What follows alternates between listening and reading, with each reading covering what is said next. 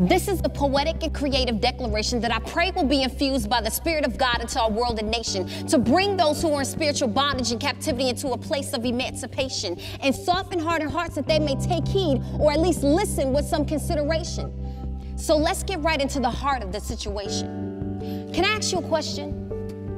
Why do we wear judgment like it's contact lenses or sunglasses instead of looking at the heart and past situation and circumstance of the one who passes?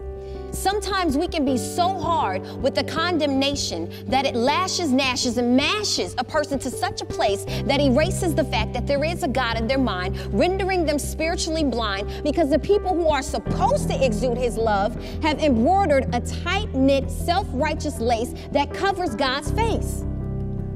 We cannot become so desensitized that we begin to scrutinize and dehumanize a person because of their differences in the way they internalize and express themselves. We can no longer cast out the rejected, withhold the cure from the infected, or add more abandonment to the neglected, or beat or bash someone because of their sexual preference.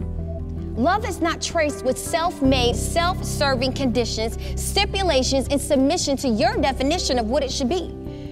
It cannot be counterparty with fear, hypocrisy, religiosity, animosity, condemnation, judgmentation, racism, and bigotry. And no, I'm not talking about the world. I'm talking about the church. And if you've been treated in any of these ways, we apologize. I'm sorry. This is not who we are, what Christ stands for.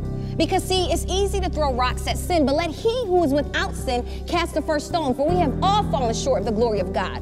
None of us are perfect, but we are being perfected by God, and we must cure the infected with love. So I speak and release love over you right now as the healing ointment to heal the disappointments of the church. Jesus said, I did not come for the healed, but for the sick. So the self-righteous condemning judgment stick needs to be broken as a token of the grace and mercy that was given unto us and buried in the cemetery for good. We can't keep walking past the people who are crying out, putting duct tape back over their mouths because they don't fit our qualifications for need or are not in the building called the church. And let me address that too. The church is not a geographical location or facility. It goes much deeper than that, intertwined with a bit of humility.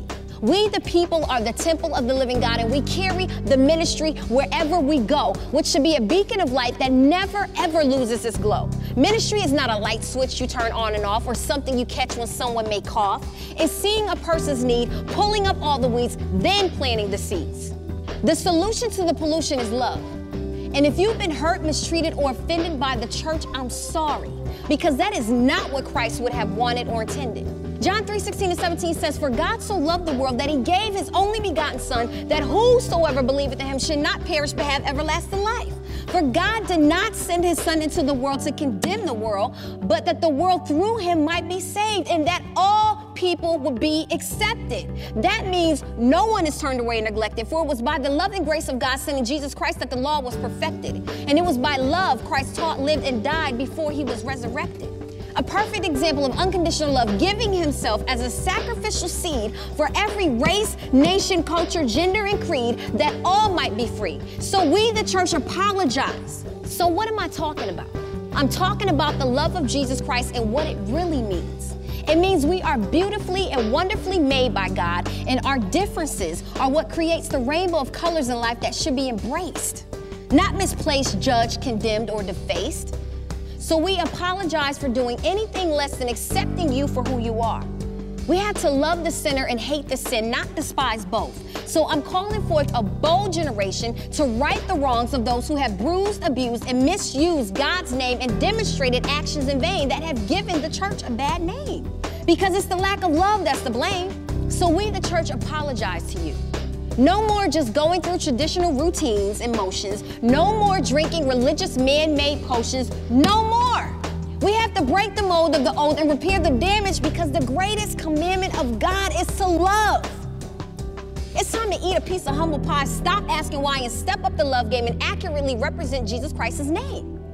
And to the sheep who have been wounded, scattered, and unrecognized, as the church, we sincerely and deeply want to apologize. Love and be loved. Bless you.